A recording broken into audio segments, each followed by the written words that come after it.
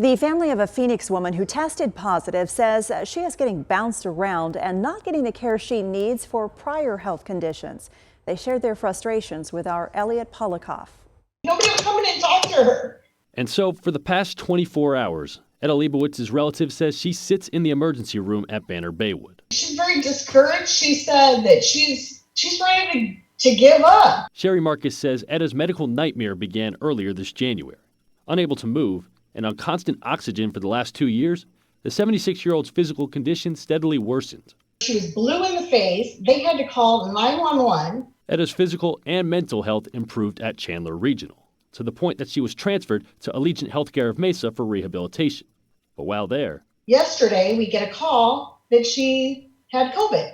Though currently asymptomatic, Etta was next brought to Banner Baywood's emergency room in Mesa, where the plan was then for her to be transferred to a COVID unit at Allegiant Healthcare of Phoenix. But the family says doctors told them due to Etta's previously undiagnosed bed sores that developed from inactivity, Allegiant wouldn't let that happen.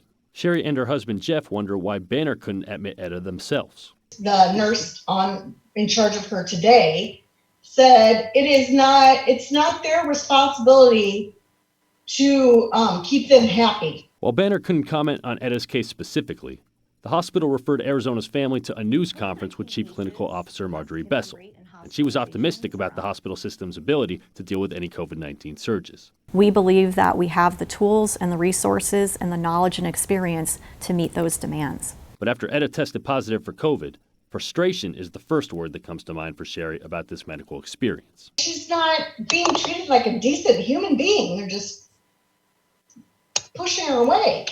With no word on where and what's next. Elliot Polikoff, Arizona's Family.